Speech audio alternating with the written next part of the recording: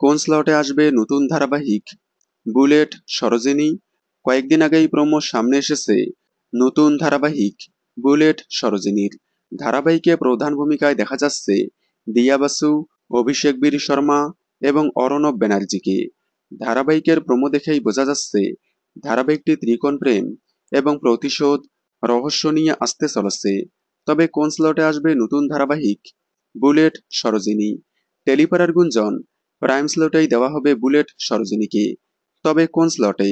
Prime স্লটে দেখা যাচ্ছে সন্ধ্যে ৬টা, ৬:৩০, ৭টা এবং ৭:৩০ টিআরপিতে পিছিয়ে, মানে স্লট হারা।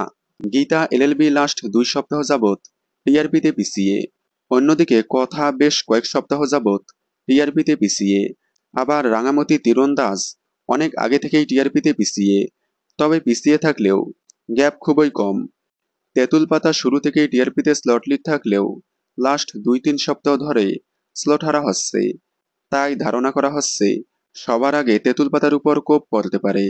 হয়তো সন্ধ্যে ৬টা স্লটে দেওয়া হবে নতুন ধারাবাহিক বুলেট সরোজিনী এবং তেঁতুল পাতাকে দেওয়া হবে কোনো এক নতুন স্লটে। তবে দেখা যাক শেষ পর্যন্ত কোন স্লটে দেওয়া হয় নতুন ধারাবাহিক বুলেট সরোজিনী। আপনারা কোন স্লটে দেখতে চান কমেন্টে জানাবেন।